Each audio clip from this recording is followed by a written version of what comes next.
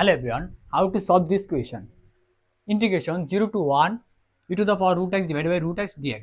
দেখো আমাদের কি দেওয়া আছে, লেট ধরি root x equal to u, তাহলে আমরা বসে ডেরিভেটিভ করলে আমাদের 1 over 2 root x du by dx, তাহলে আমাদের প্রয়োজন কি dx over root x, তাহলে dx over root x equal to 2 du.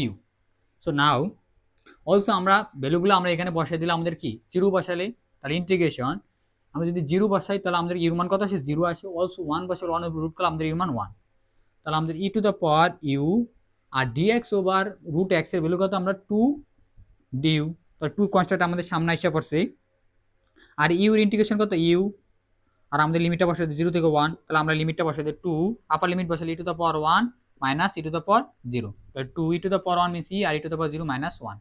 এইটা এটার জন্য রিকোয়ার সলিউশন। আশা করি তোমরা এটা বুঝতে পারছো।